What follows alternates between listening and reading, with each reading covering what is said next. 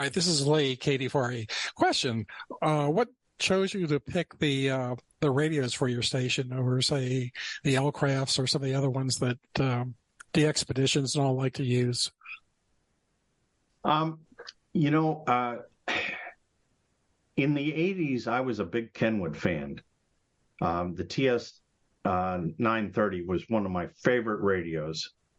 Then I saw a review of the ICOM IC765 in QST, and it had outstanding numbers. And I tried it, and I fell in love with ICOM. And I've been an ICOM guy ever since. I really think that the ICOM radios, they're very reliable. The service capability out of Michigan and Washington is incredible. And but I haven't had to use them with the IC7851s. They just do not die.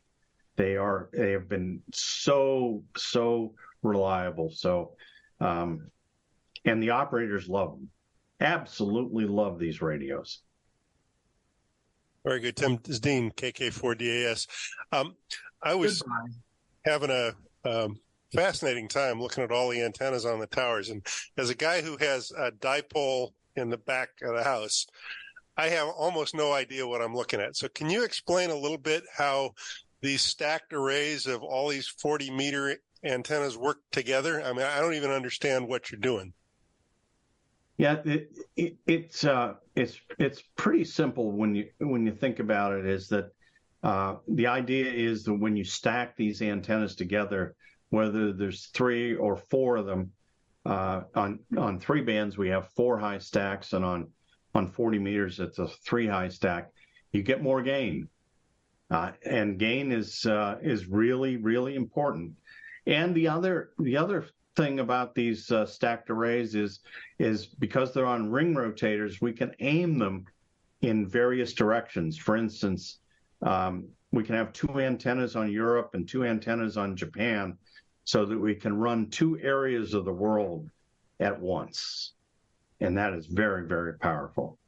So with the 4 antennas, they're all transmitting the same signal at the same time, but you're working. Yes. It's okay. Yeah, we're splitting up the power between all 4. So you take the 1500 watts and you put 1/4 into each antenna, and the same is true for receive. Tim, Mike Imedy, WA8AHZ, and thank you for an excellent presentation. It'll take a little bit of time to unpack it all, but it's, I think, very stimulating to us. Could you give advice to a young, when I say young, a relatively inexperienced but interested contester, how he or she might want to grow his or her skills over the years such that at some point he or she could be, in fact, incorporated in some type of a team like this? It doesn't happen overnight. No, it doesn't happen overnight. You're absolutely right. And the biggest thing is to listen to the good contest operators and listen to what they're doing. And I still do that. I mean, you know, I've been doing this for 50 years, over 50 years now, and I still learn things from the really good contest operators. So listening, I think, is very important. And then, being active on the air. Many of the operators that are here at K3LR operate every weekend in a contest. You know, there are many contests every weekend, and they're very active and they're on the air. I'll be operating in a contest tomorrow night, the North American CW Sprint. That is a very intense 4-hour contest because it requires that you QSY all the time. So it just, I think the more operating you do, it's just like anything, if you're into, race car driving, the more you do it, the better you get.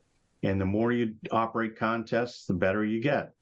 And the guys that operate here have extensive resumes. in high power contesting, and they have earned the chairs here. Sometimes we win, sometimes we don't. Last year we won 3 out of the 4 of the majors, and I'll take that. I mean, we're here to have a good time, and we also have an opportunity to win. I mean, when guys fly from around the world to operate here, they want to win. Well, fantastic. We have a question in the chat from W4ZOR.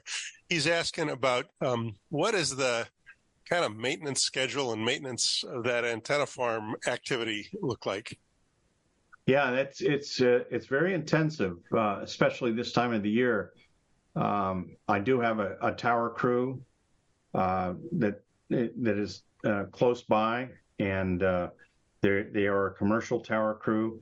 However, I have trained them over the last 30 years, to take care of this station.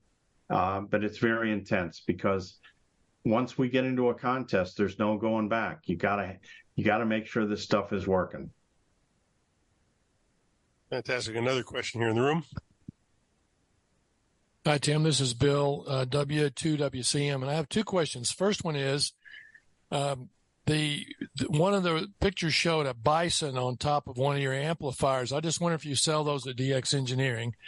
And the second question is, how do the 2 teams work together? If the run team and the search and pounce team working on one band, how do they work together?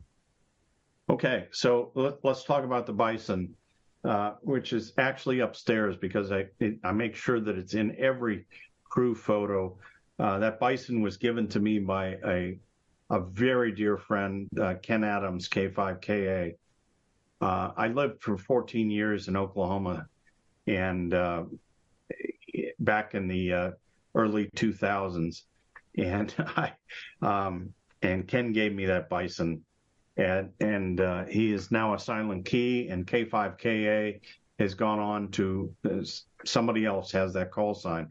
But that bison is very dear to me because K5KA was a big inspiration to me. The second question was about how the search and pounce operator works with the run operator. Well, those 2 guys 2 people have to get along together because only one of them can transmit at a time. And but the run operator has priority because he's got to keep control of the run frequency.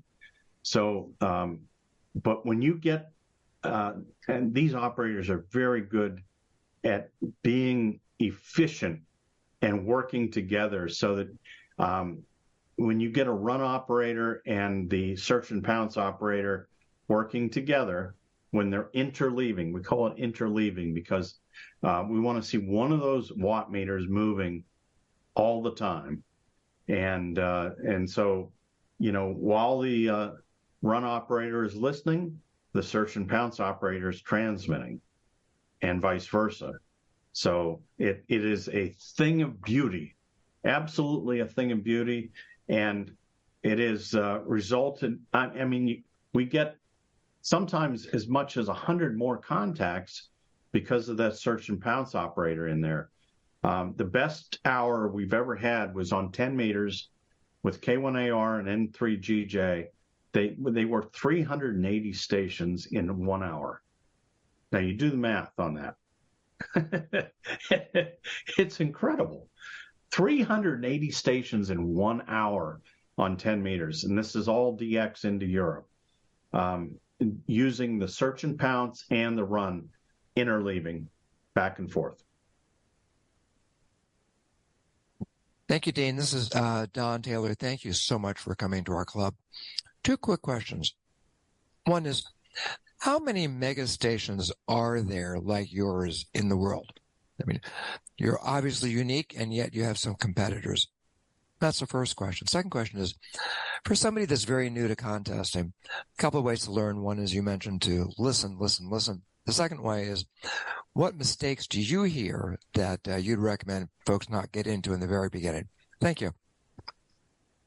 So there are probably about 20 of these very large stations in the world.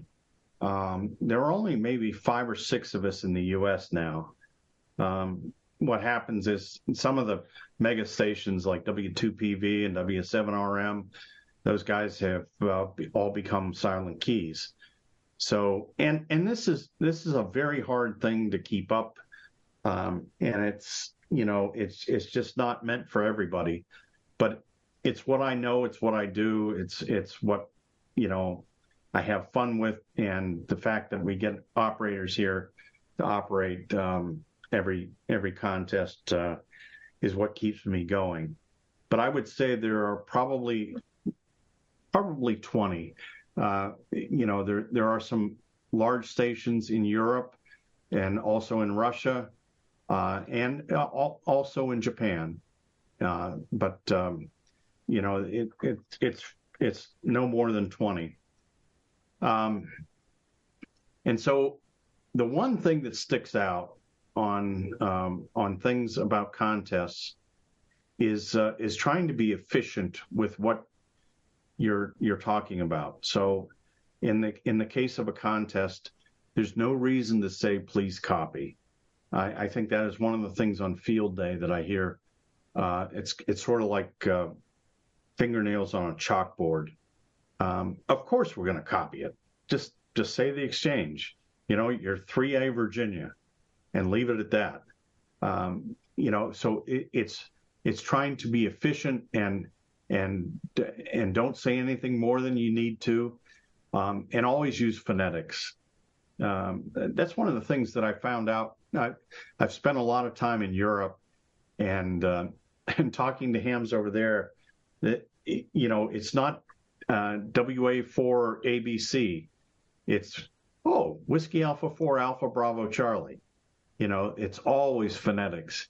So phonetics, I think, are important, and I think you use them, and then drop the please copy. Those would be the 2 hints.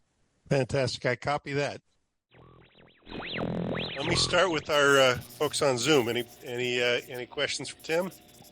Yeah, who puts up the money for all this stuff? I do. It's all mine.